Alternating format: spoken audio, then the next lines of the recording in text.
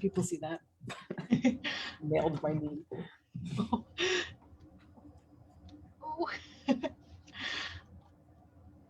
All right, welcome everyone. We're going to get started in just a moment. We'll give people a chance to filter in.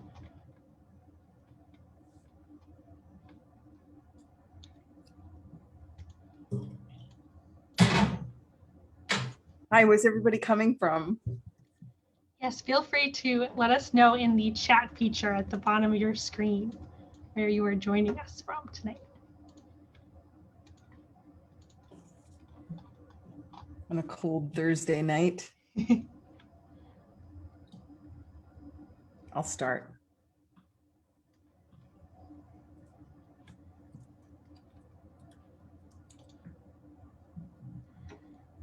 Methuen by Milford Lane. Tewksbury. Hi, Tewksbury. Wilmington in the middle of my book. Yay! Woo. Remarkable book. Sharon's from Tewksbury. Am I pronouncing Tewksbury right? Tewksbury. Tewksbury. Oops. I'm in so many berries in New England. I'm in Roxbury. There are. North Reading, Boston. Excellent. Places I haven't been near for a year. Okay, oh, that's my husband. Thanks, husband. All right, well, welcome everyone. I'm Erin Driscoll. I'm the Adult Services Librarian at the Wilmington Memorial Library. As you may have noticed, we are in the Zoom webinar feature tonight. So as viewers, your camera's off, we won't see you, but we would still really encourage you to participate. Type questions, comments into the chat feature. It's at the bottom of your screen. If you shake your mouse, you'll see that little speech bubble down there. I want to thank the Tewksbury Public Library and Flint Memorial Library for partnering with us on this program, and the Friends of the Wilmington Memorial Library, who helped to partially fund tonight's program through their 2019 annual appeal. For Wilmington, tonight is the kickoff of our Wilmington Earth Year, which is a series of programming to raise awareness on environmental issues. And I'm so excited to introduce Kerri Arsenault this evening.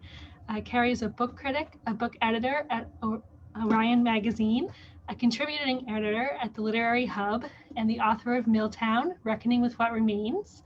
She received her MFA from the New School, studied in the Master Program in Communication for Development at the Malmö University in Sweden, and her work has appeared in Freeman's, the Boston Globe, Down East, the Paris Review Daily, the New York Review of Books, Airmail, and the Washington Post. So I'm going to turn it over to Kerri for a bit.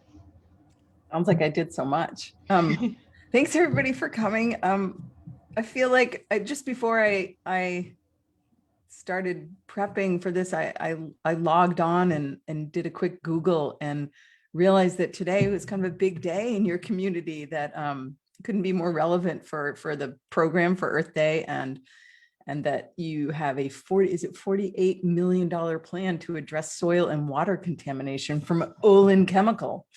So I'd be interested in hearing about what's going on there from your point of view after I just give a little bit of information about my book. So for those of you who haven't read the book, my book is about one work. I grew up in Mexico, Maine, all along the Androscoggin River. For 100 years, our community orbited around a paper mill that provided jobs for most people in town, including 3 generations of my family. And I had a happy childhood, but years after I moved away, I realized the price I paid for that childhood, the price that we all paid, because the mill, while providing jobs and economic stability for our towns, also contributed to the destruction of our environment and of our lives. So Milltown really is not, it's not just about one working class town, it's about millions of people really across generations, industries, and geographies. And I feel like it intersects with many aspects of our lives, including yours today, as I found out, and also in housing, food insecurity, sustainability, public space, healthcare, love, loss, and living under tenuous economic, environmental, and health conditions.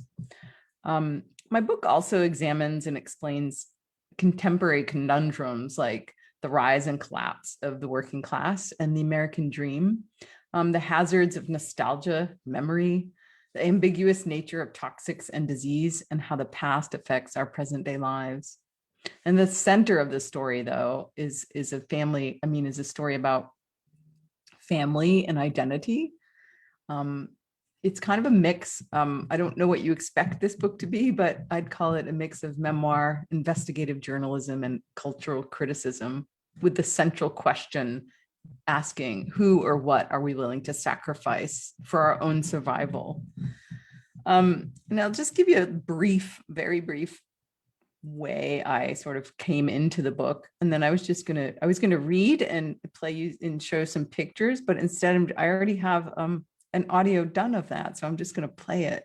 So just a few minutes about how I started the book. I'm gonna play a little audio and then we can have a discussion. So in the beginning, I started maybe in 2001 with this book. My grandfather's obituary had contained information. I had found it, his obituary and his death certificate. It contained information I hadn't known, like where he was born, how he died, who his mother was. So I sought to confirm those details as they were laid out. And come to find out, all of it was wrong or somehow incomplete. And I thought, if history like that, if archival records can be inaccurate or wrong, I wondered what else could be wrong in the archives of our lives. And as I found out through the next 10 years researching this book, much was, or much is. So following this kind of ambiguous or absent information laid the groundwork for the structure and the themes of this book, which is to say, it follows a lot of unexpected and unknown paths, which mirror the unexpected and unknown paths of toxics and disease themselves. In fact, my research took on the likeness of a family tree, mimicking the tributaries of like a dirty river or a multiplying cancer cell, or even how the working class declined in such a mess. And I know this is going to sound corny, but it's totally true. It was on a double helix staircase in France. You know, it was like this staircase that twisted around each other, which looked like a DNA strand, that I began to connect my family's history with environmental history and the entire industrial history of the United States. They were as intertwined as the stairs I climbed that day. And in America, I think the fundamental need for bodies to be respected has always been at odds with industry's goals. History has shown these abuses to be true, from the cotton fields of Virginia to the paper mills of rural Maine. And we have also long let certain populations, and I think maybe including towns like yours, drift in the peripheries where it's hard to see or we don't bother to look. Yet these people that live there live on the front lines of environmental disaster, a razor's edge of social inequity, and at the ends of human dignity. And the reason why is toxic disasters like the one that has happened, a long-term pollution that is happening in Wilmington and happened in my town over a century. And in my case, it was pollution from the paper mill. When you bleach paper, it creates a very dangerous byproduct. Well, it creates a lot of dangerous byproducts, but I focus on just one in my book, dioxin. But the thing about toxic disasters is that there's not, just like in my book, there's not a moment where it began. There's not a moment a toxic disaster like this kind of occurs. They're decentralized and really hard to pin down. So what happens is, they're slow and ambiguous in nature and reach, very much out of sight and out of the news. And they're very attritional. It's not what we think of a disaster. It's not in the news. It's not like people getting shot up with guns or tornadoes or something more explosive or spectacular. And toxic disasters often also keep communities in a state of gradual and perpetual injury. Tom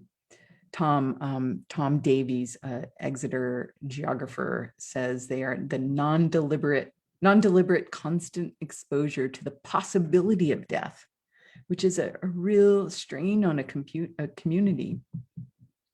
There's also the other way communities can become sick, as Rachel Carson wrote about in Silent Spring, called death by indirection, which means if your government doesn't do anything, they're doing nothing. So they're letting you die. And as a person living in such a town, which I think you can understand, like, how do you understand stories like this, that stories that don't want to be or can't be found, especially if you have a job or even a working class job, who has time if you're trying to feed your kids or deal with addiction or disease, or just live a regular life, getting the groceries and getting your housework done? Who has time to figure out what's going on? I mean, it took me 10 years to write this book. And I don't even have kids. I don't have kids, and I didn't have a full-time job. My husband was in the military, so I had the luxury of not having to work a full-time job. So it took me a lot. And I feel like part of writing this book is why, because a lot of people can't and don't have the time to do this kind of work and to try to understand what's happening in towns like this. So that's part of why I wrote this book too. And for me, I also was concerned about how to tell this story. It's such a big story, just like the event that's happening in your town. It's such a big thing. How do you wrap your arms around it? And I focused on the human heart. And I'm gonna also just play a little video, as I promised. It's a short video. It's me reading I read the audiobook for my book, and this is a clip from it, which I also put pictures to. And there are about 30 pictures in my book, 33. Some of them are in this slideshow. It's another kind of layer of my story. So bear with me. I'm gonna hook you up and you can listen to me read. I hope you can hear it. Turn up the volume. Hold on. Oops.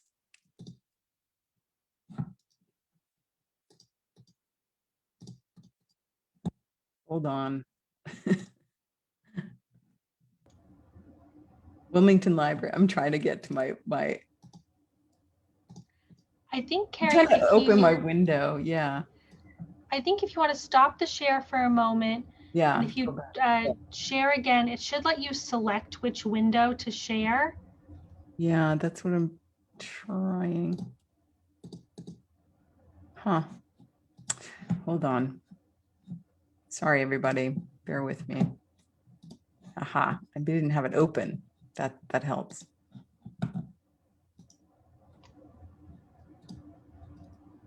There we go. Preamble.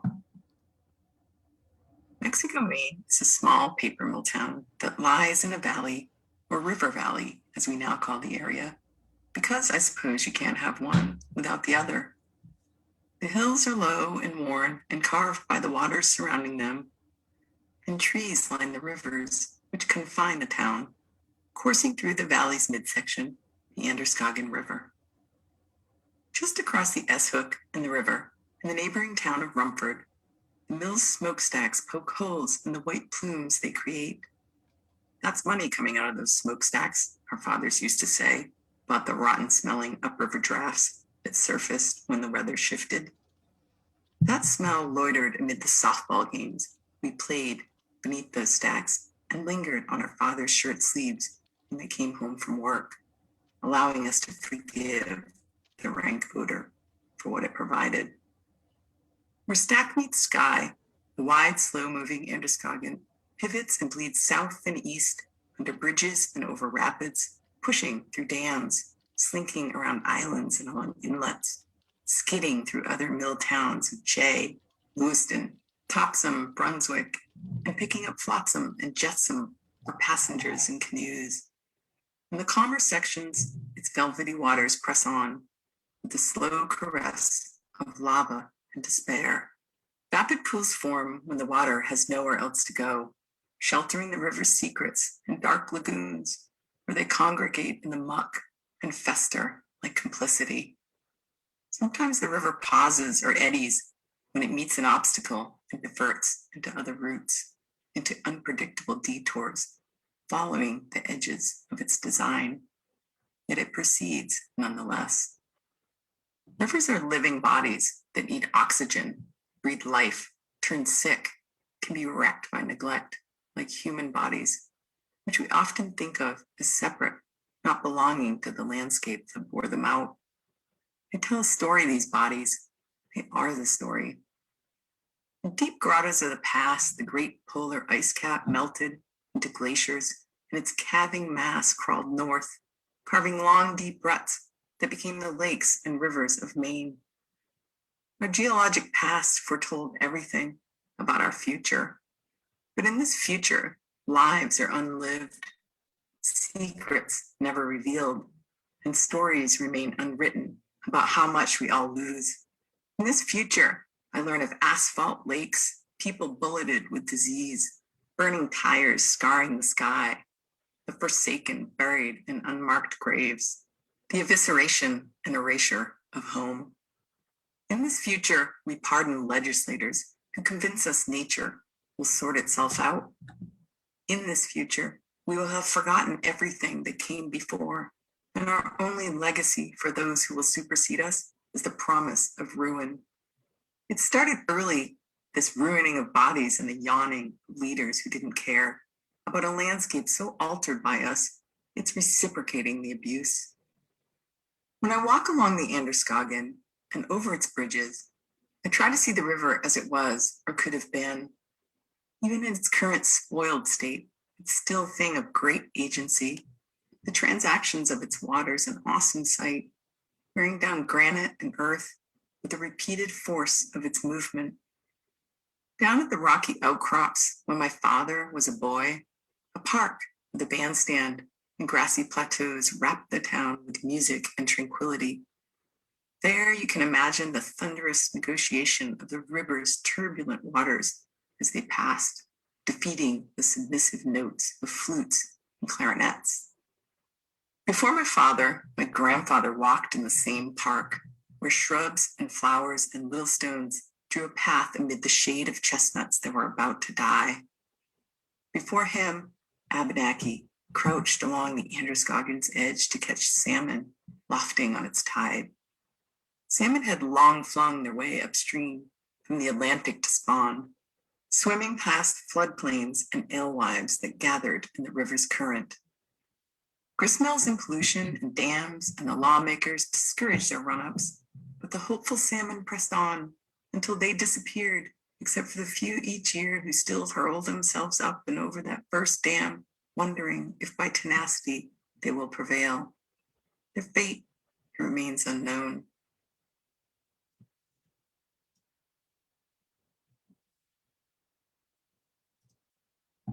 Phew. Thanks. That was easier than reading it. I'm just going to check the chat. People are okay. Phew. Yeah, I hadn't listened to that in a while. It's interesting to hear my words. I should tell everybody that the whole book isn't necessarily written like that. That's the preamble that really tries to set you up to show you that this book is going to be a little more unusual, I think, than what you expect it to be. So, you know, a little bit about what I talk about there too is, well, I don't know. Should we have a conversation? I would love to talk to you. I know we Erin and I have been talking a little bit on and off on Zoom and on email, and she has questions for me. We have a million things to talk about. So Yes. especially with the shadow of this Olin Chemical Superfund site looming over your towns. And I definitely am interested to hear what everybody has to say about that too.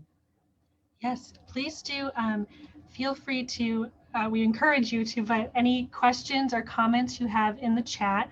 And yes, I have a ton of questions for you, Kerri, because your book is so fruitful for discussion, really. And one thing that struck me is, as you mentioned, the Olin Chemical plant, you know, that was responsible for kind of a cluster of childhood cancers in the 1990s, and today in 2021 is when the EPA has approved cleanup. So you're right, these kind of disasters are so slow moving in a way, and accumulative.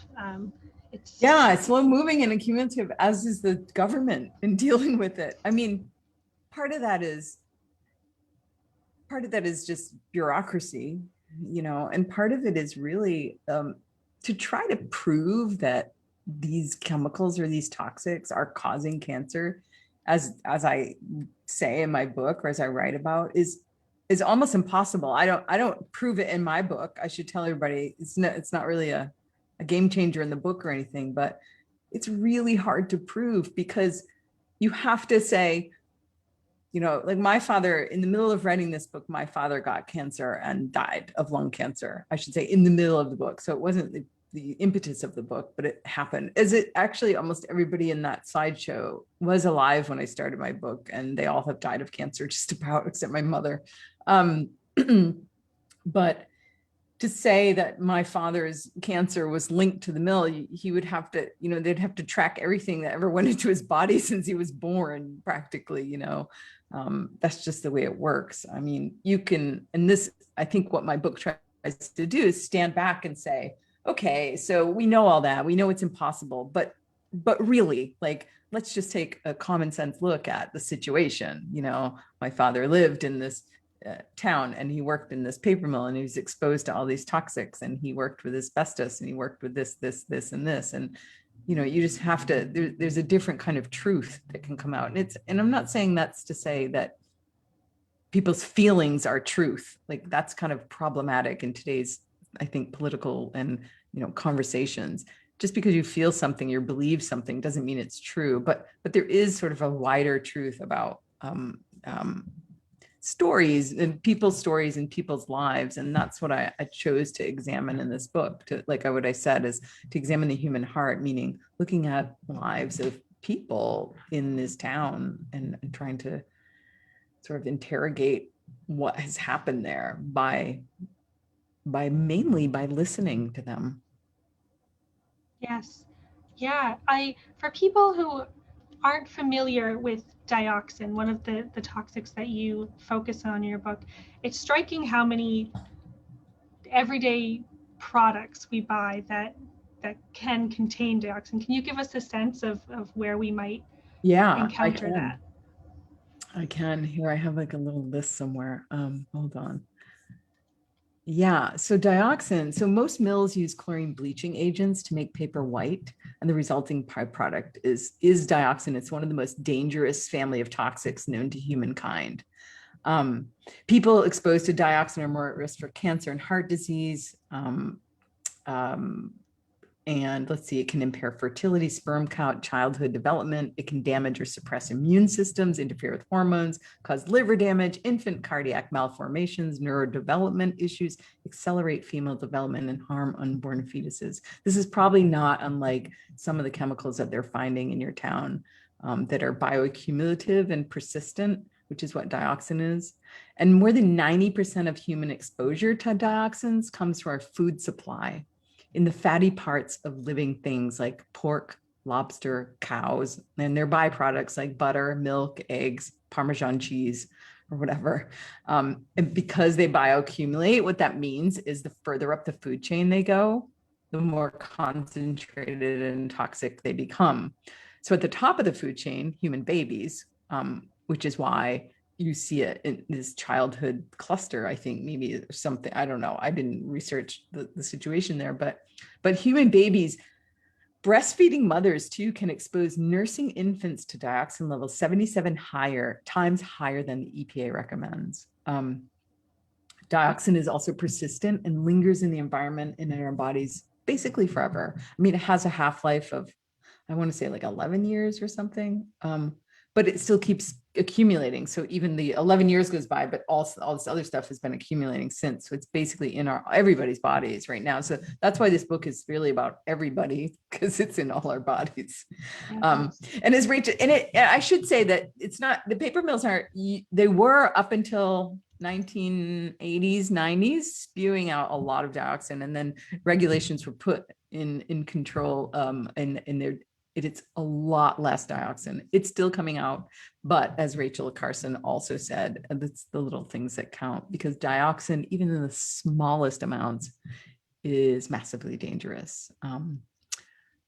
Yeah, so, and I should also say there is dioxin mostly in our food supply, but you can also get micro amounts over time through even paper products or things bleached white, like tampons, diapers, paper, fires, wildfires are a big source of dioxin, burning wood or things, fires themselves, like fires that are burning down buildings. There's a lot of chemicals in some of the chlorinated chemicals in those buildings that get burned and are very dangerous. So next time you look at like a banana sticker on it, or an apple, or a piece of paper, there's a lot behind that piece of paper. Yes, you'll wonder. Oh, that I did have a question about that. Obviously your book centers on the ill effects of a paper mill in your town. What kind of considerations did you take, like when you were going forward with publishing the print book, what kind of considerations did you take into effect of what kind of paper that would be printed on? I mean, here I am publishing a book made of paper, which our company made, but I put in my contract that I wanted to publish on paper that was not bleached with any chlorinated chlorine dioxide, which is the main ingredient. Because paper can be made, it can be bleached white with oxygen and peroxide. And I just want to say to people, I see your questions and I'm going to answer them right after I talk about this. But so I put in my contract that this book was printed on paper bleached without chlorine gas, chlorine dioxide, or any other chlorine-based bleaching agent. But it was interesting. It was problematic trying to find the paper for my publisher to find it. We had to go to Canada to get it, for one thing. The second thing was, when they first told me what kind of paper it was, I said, oh, I want to see the sheet on it, like to make sure it's the proper kind of paper. And they showed me the sheet. I was like, no, this is not the right kind of paper, because they call it elemental chlorine free, which is ECF, right? But it doesn't mean it's chlorine free. It means it's elemental chlorine free. It's like the accent is in the front part.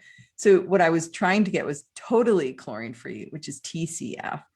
So they eventually got it, but even my publisher and the production department were like, no, we have the right paper. And I was like, no, you don't. And the paper companies themselves were insisting that it was chlorine free, but it's not, because it does still make micro amounts of dioxin.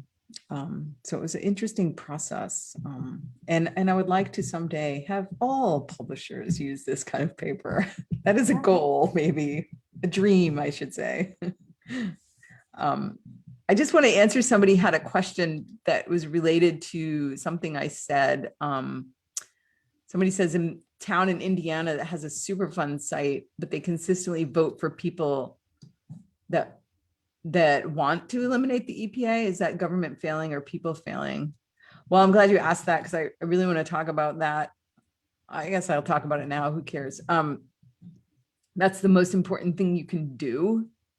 People always ask me, because my book is not necessarily, it doesn't land on some kind of up note, because first of all, if it landed on an up note, everybody would think that everything's okay. And it's not. This town, your town, many towns are still having problems. But the most important thing you can do is vote for people who want you to live. It's what I tell everybody.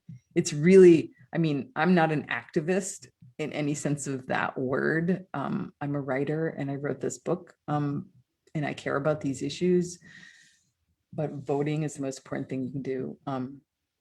The other question somebody asked too, you don't mind me going in and out, do you? Of course not.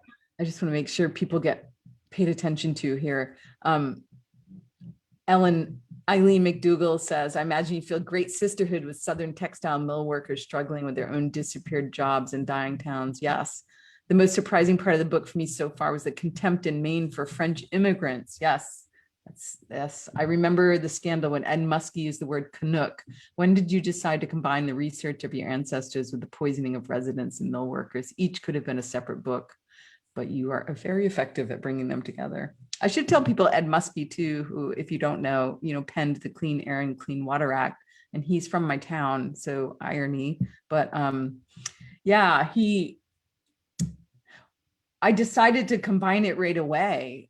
Really, when I realized that my family history and environmental history are not separate. They're combined as much as it's in my DNA. So it's not separate at all. So there's no separating it. I don't want to read compliments about myself. You go with a question and then we'll do another one. Sure. Well, bringing up Ed Muskie reminded me, and in your book trailer, there's a photo. One of the things that struck me about the book, you talk about some of the kind of statues and memorials that are in Rumford in Mexico, Maine, that towering statue of Paul Bunyan and kind of a smaller memorial to Ed Muskie. And I know that you've done some work with the American Roundtable Project on kind of the tourist information in your town and these memorials and what they've meant to your town. Yeah, I should say thank you for looking at that, Erin. The Architectural League of New York, I won a grant with another person from my town, Aaron Kayer, who's an architect teacher at University of New Mexico, professor there. And you can look on my website and it has the whole thing. And it was really fun. We had to address the things in our community about like environment, health. Of course, he called me because he was like, oh, you're writing a book about this. So it was environment, health, public space, work, all kinds of things that were very relevant to what I was writing about. So what I looked at our tourist information booth in Rumford, that is where this big Paul Bunyan statue is. And ironically, across the river is Ed Muskie, and Ed Muskie's memorial is made of, it's granite, and it's got some carving in it. And I don't even know if it says anything about the Clean Air or Clean Water Act on it, but it basically looks like a grave where Paul Bunyan's statue is, you all know what that is. You all live in New England, so you've seen those giant statues.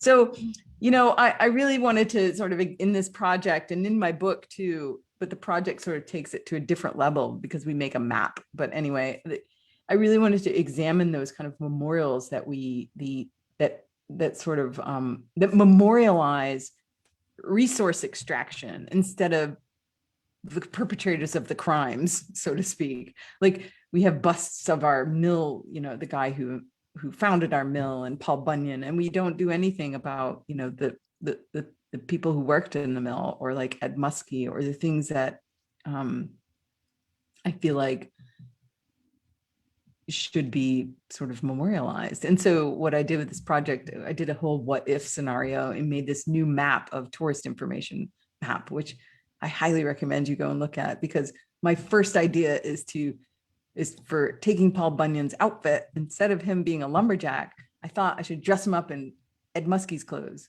because Ed Muskie was a giant in real life. He was like 6 foot something. He was huge, and he was a giant in America in what he did for the Clean Air and Clean Water Act. And his father was a tailor. So I thought, oh, we could dress him in those clothes. Anyway, so that's the kind of idea behind that. It was a very fun exercise and really naughty. But some of it's kind of serious. It's serious in a way. Like I could actually see some of these being done if they'd let me. Now, where's that other question somebody had? There was a long question. I met amazing amount of emotion Kerri's writing. I'm just sorry, embarrassing.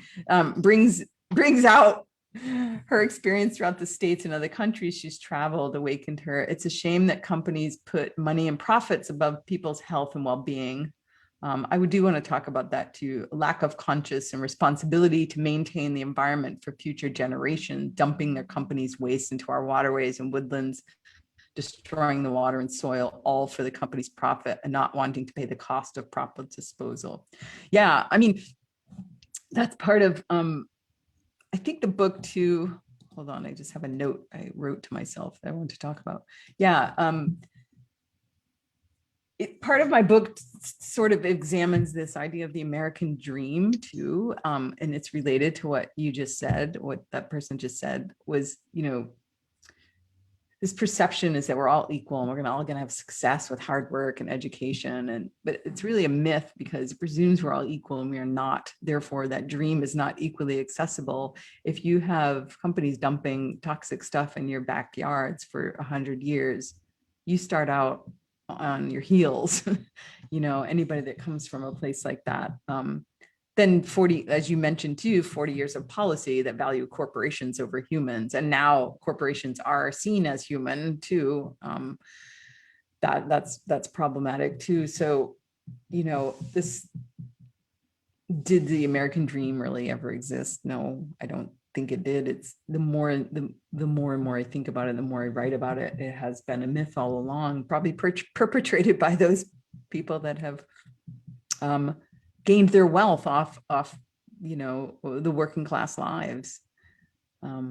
It's interesting too about the American dream, and this is just something I was listening to another literary talk today, but talking about what success means.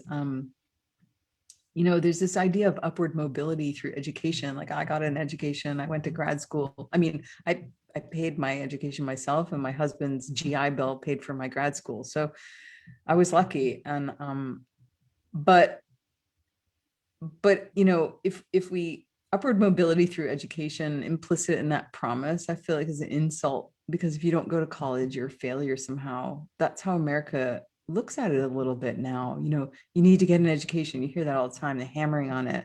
But like inherent, they're just saying that working class jobs aren't as valuable. And I wonder if we can put the same amount of energy behind that, because some people either don't want an education, they can't afford it. Like I said, we don't all start on equal footing. Some people are just never going to get an education because they can't afford it and they don't have the means in which to get the money or the know-how. So I wonder too if our government can look at manufacturing towns, working class towns, and start to think about it. Don't just push education as a solution, think about what that means.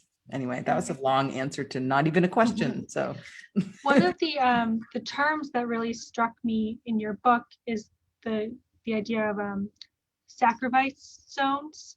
Can you give us a working definition of that? Yeah, just off the top of my head. So it's a book. I can't think of the author. It's over there on my shelf over there. But the idea of sacrifice zones, I think it came from World War II, but basically it means it's people living within sort of a stone's throw of industry. And it's a real term that's used for people that are just sort of pushed to the periphery and just don't care. They're sacrificial. I mean, in Louisiana is, down there in the plastics industry, and there's Cancer Alley. We have Cancer Valley in my hometown, but the Cancer Alley is very big. And it's a huge sacrifice zone. It's just where chemicals are dumped and people don't, the government keeps saying, or I say the government, but it's all sorts of governments, state, federal, local, oh, don't worry, those chemicals, they're at the minimum amounts that are allowable. And it's true. There's a lot of stuff that's legal, but I question in the book, what should be legal? What should our bodies be willing to bear? I mean, our mill didn't do anything. Well, they probably did do some things illegal, but that's here nor there. It's more like, why are these laws even allowed to exist? And that's, again, going back to voting and really, and not just voting, but like, at your federal or local election, but I mean, even just going to your town meetings. Like in my book, there's something that happens in my book when Nestle comes in and wants to buy our town water, and companies like that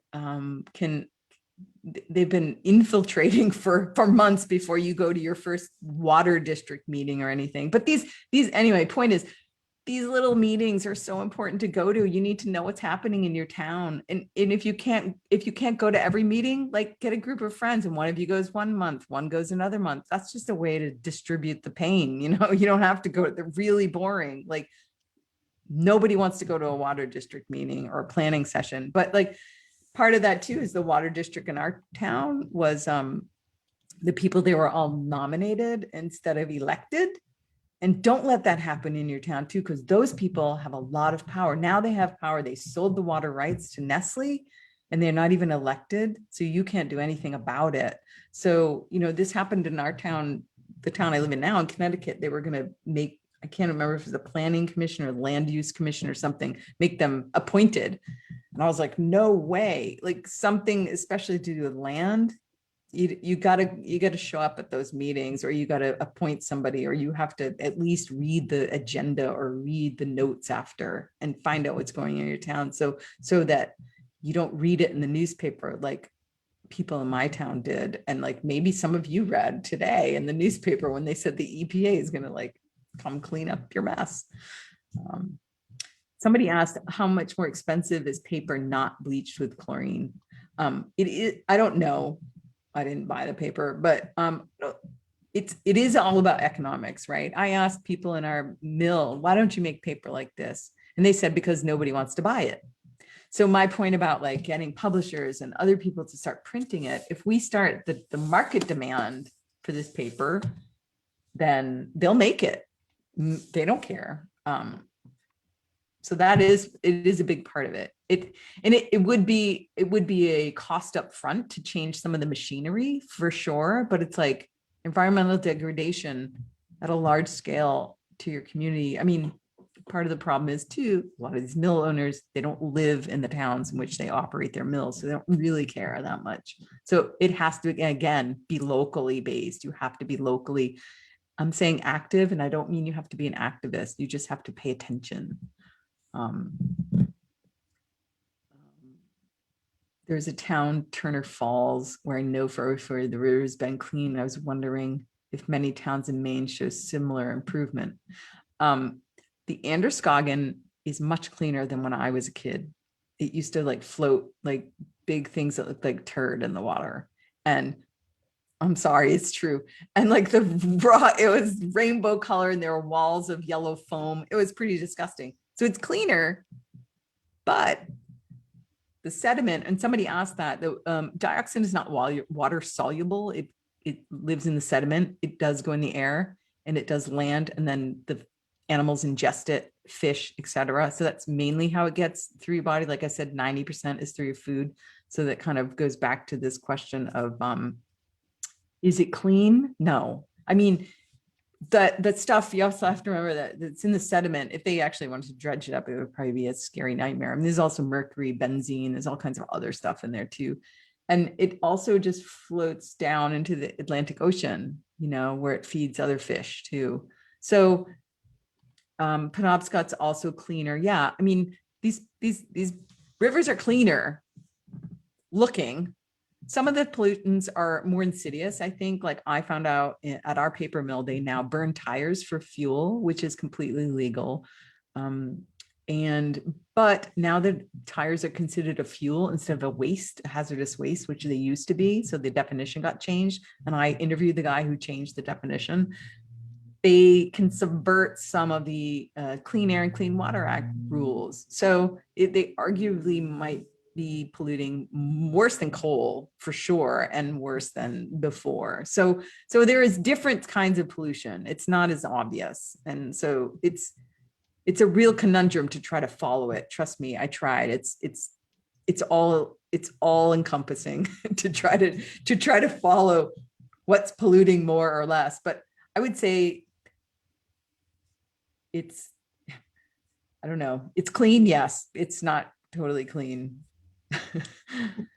Is the water in Mexico okay, worth buying? Donald asked that question. I don't know if you mean the Nestle water, the spring water. Is that what you're asking? I think that's when the question was asked. So yeah, who knows? I don't know. I'm sure it is. It's from the town aquifer, but it's pretty ironic, right? That they're gonna buy anyway. That's a whole other thing. There's a big lawsuit right now, a class action suit suing Nestle for claiming that water is spring water, which in fact it's not. It's just taking it from the town aquifer.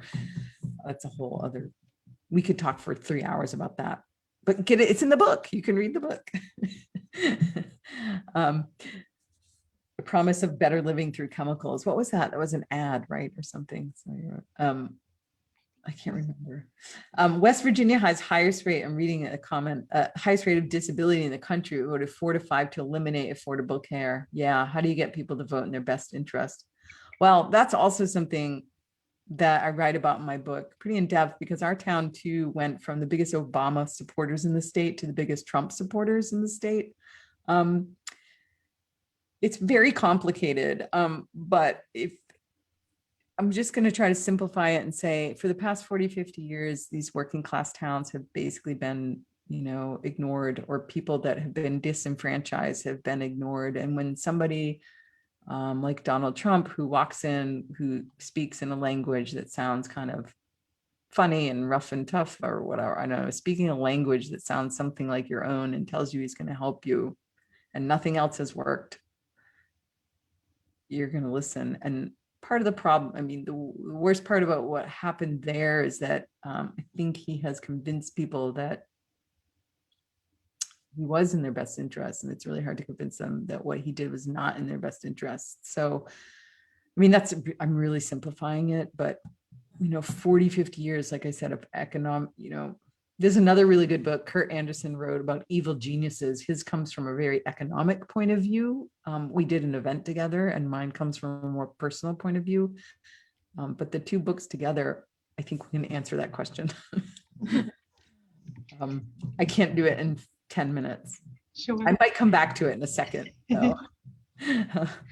I was really impressed reading your book about some of the really grassroots organizers and investigators in your town, like Terry Martin, who really went door to door asking after the health of her neighbors. And can you tell us about some of those efforts for those who haven't read the book yet? Yeah. So Terry Martin was really, maybe she was the reason I started to write more about the environment and family. She's the one that guided me that way, but she was the town doctor's wife and she was a nurse. I don't want to say she was just the wife, but the town doctor, Dr. Martin, was really critical in bringing this whole dioxin issue to public view. And he died of cancer, prostate cancer too. And she sort of took over the baton when he died. And her and like 5 women, they started this thing called Toxic Women, and they did a bucket brigade where they literally would catch air in buckets and send it to a lab in California to see what the air contained. I mean, if you can picture this, like, 5 senior citizens, they were wonderful. These women, actually one has died of cancer. So many people in my book, it's really kind of insane. Including Denny, what's his last name? I'm forgetting. The man who started the Bucket Brigade. He trained them, also passed away. So, there were groups. I'm not here to say that there wasn't a group that they tried to do something. And before that, there was called the Northern Oxford County Coalition, where they got all kinds of stakeholders together, people from the community, the mill, state, and they had a moderator, like a neutral moderator, come in and help to try to find out what was going on in town. This was in the early 2000s, maybe late 90s. I can't remember, terrible memory. And they did these studies after studies, and this went on for a long time. And the end result is, and they were trying to really find out, they wanted to know, were the toxics in the town connected to the disease? And in the end, inconclusive. I mean, that's my book too, inconclusive. I should just put that on the last page, inconclusive, because it's hard to prove. They did prove some things, that elevated cancer rates in our town for certain things. Yes, they were elevated. But then after that, people lost interest. The money's disappeared. I think they had a grant from maybe the EPA or something. And then it was done. And that's it. And that was the last anybody talked of it. you know. And so the book is not really to try to like, I mean, I would love something to happen in this town, but it's happening in so many towns. I don't know. I don't know what I would like to see happen. I would like them to recognize it first, which I think the book is at least doing. That, you know, the part of the book is to reveal what's happening to more people, another generation of people living there. A lot of people were really surprised in my town to read about everything that was happening, and very supportive of the book, I should add. Everybody's been super generous, and they were helpful over the past 10 years. Everybody supports everybody that I know. I haven't heard one mean thing except from my aunt. I was going to ask what the reception had been in Mexico and Rome. Yeah, really positive. I mean, even so much so that Dino, for those of you who have read the book, Dino was in here. He works in the mill, and he graduated my sister, and I've known him my whole life. Now he signs books in town. People are like, Dino, I want your autograph. So he signs it, which I love more than anything. I hope he's listening. No, it's so great. I can't be there to sign them. So. And one of the other projects that you've worked on, and I will be sending out a follow-up email. I'll be sure to link to your website, Kerri, for our viewers tonight, is your Cancer Yearbook project. Can you tell us a little bit about that? Yeah, so Cancer Yearbook, which is very thin right now, but I hope to make it a little bit more robust. I've had like 70 events since my book came out September 1st, so I've been a little busy, but the Cancer Yearbook was also part of the Architectural League of New York's project. And basically what I wanted to do was I wanted to show, it's like an online photographic record that mimics a high school yearbook. So it's just headshots of everybody, but contains details and truth of another kind. Like I was saying, a testimony from people who have lived or currently live near and around the river valley and suspect that their cancer is related to the mill's toxics. And so what that does is, partly what it does is it creates a different kind of memorial, like I was talking about, a memorial of evidence to also a place where people can just say it out loud. You know, people say this to their families, and every time I have an event, you know, I get 10 emails from people like that say this kind of thing. And I was like, I just need to start a yearbook. And I think I'm going to expand the yearbook to like anybody that feels like it doesn't have to be just from my town. Because there are so many people from across the country that email me all the time. And I think sharing that story publicly too is the key, because if there's like a big enough yearbook, it'd be hard to ignore, right? Sure. I feel like ignore like it has been in the past. Yeah. One of the things that I really appreciate about your book is I often find, you know, when reading about or listening about like climate change and this environmental crisis that we're in, it can all feel so big and so existential. Yeah. Oh, I know. That, you know, you just get overwhelmed.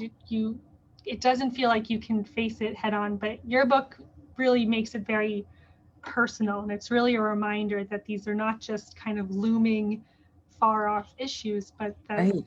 pollution has real effects on our health and our bodies, and it's today and it's right now. Yeah, I'm so glad. That's such a good, I like the way you said that. It is, it's close by, and it's, you know, climate crisis, even just that word crisis, it's just like, it makes you feel stressed out, right? I mean, it is what it is, but and I'm a book critic for an environmental magazine, so I get all those books coming at me all the time, and it's just like, I feel like I'm in a crisis just opening my mail.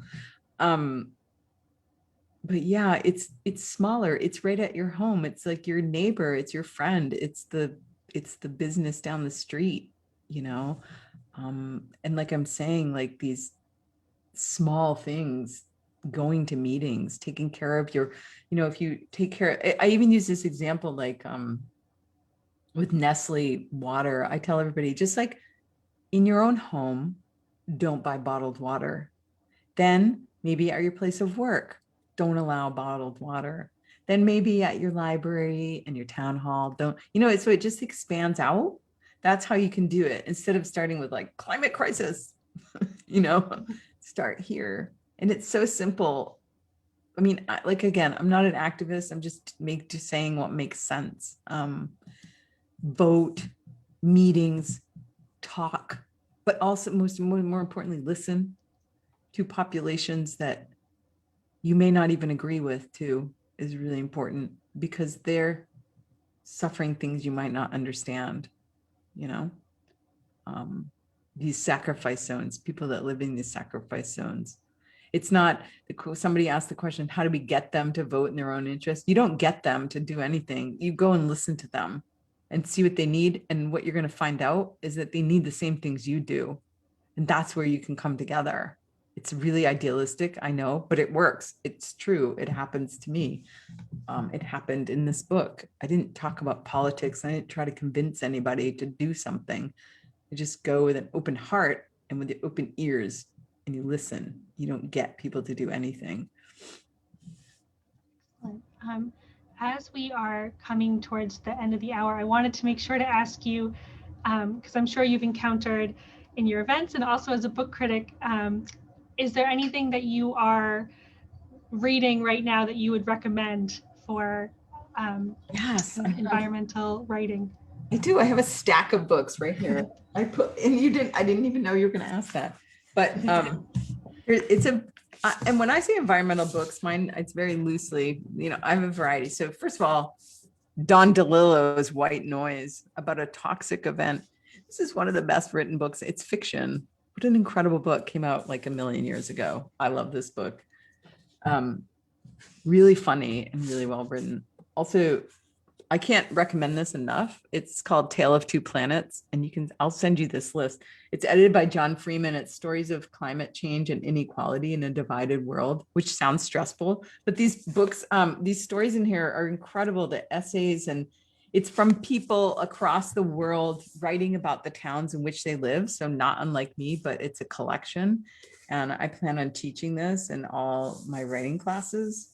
Not just environmental writing classes, but I think it's wonderful. Let's see.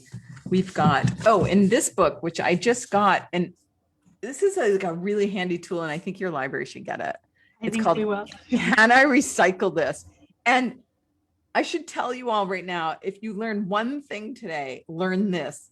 Household waste only accounts for 3% of the waste in the entire world. The rest of it is toxic. So if you think you're going to make a difference recycling, you're not. But here's what this book can do. This book says all the things that are not recyclable. So don't buy them. Again, market demand. Like if it's not recyclable, don't buy it. Don't use it.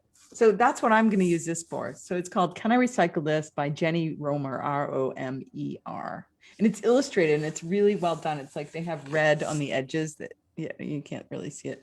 Red to say, no, you can't recycle this or whatever. And illustrated wonderfully, like, for old and young alike. And I'm confused about all the kinds of plastics. I don't know about you, but it goes through them all. And I love that. I just got that.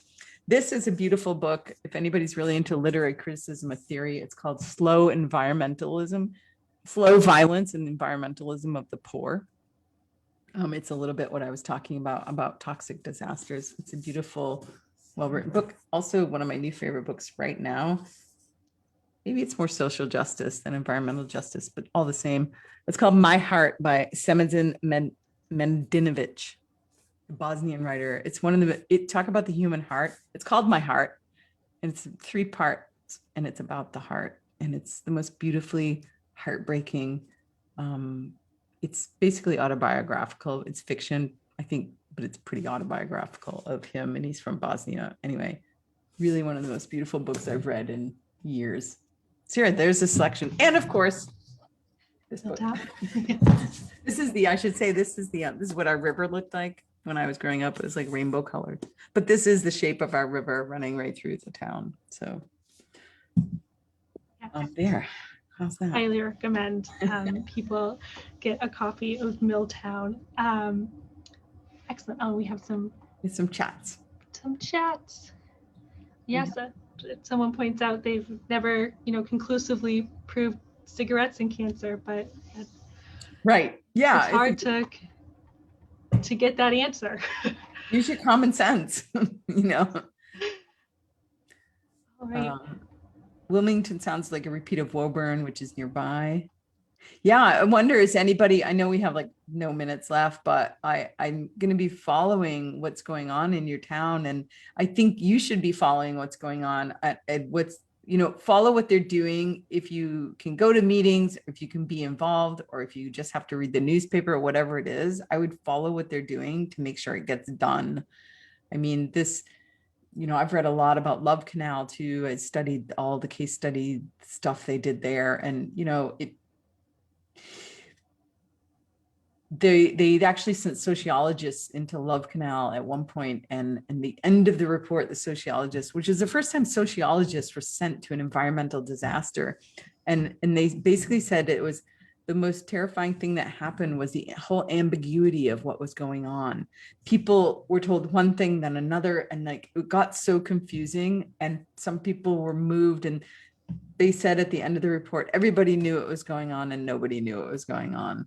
So I could see that kind of thing happening in your town. So I would stay on it. Don't trust that it's all going to go as planned. And I really think, if somebody has the energy for it, start a group, a working group or something, or do something. I would, if it were my town, I would be going to every meeting and making sure they do everything they say.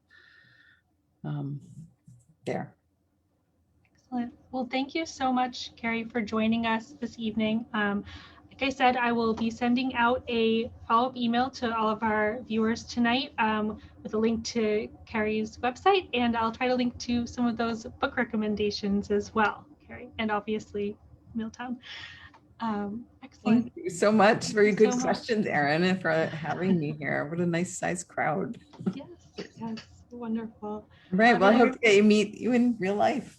Yes, I hope soon that is a possibility. And we will be keeping an eye on what you write next, Kerri. Thank you. Thank you. All right. Have a good night, Good evening, everyone.